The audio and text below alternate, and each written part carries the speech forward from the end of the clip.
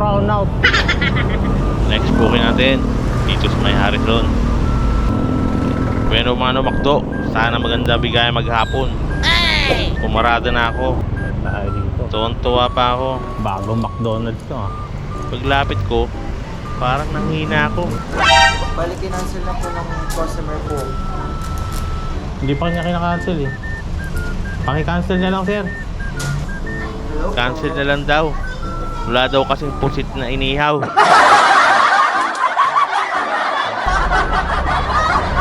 Pinalitan na lang niya sir.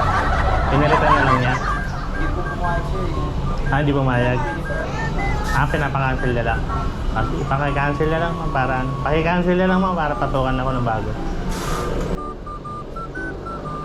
Ganyan talaga ang buhay. Parang life. Kaya nga, baka kanina pa na ano yun. Ayun, okay na ma'am. Sige ma'am, salamat po.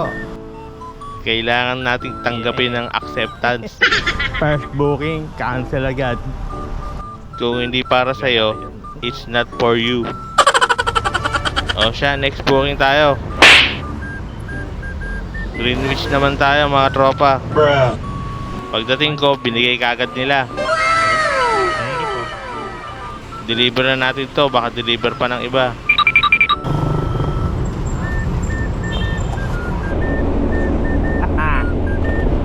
Nung malapit na ako, tinext ko na siya. Chip, dito ba to chip?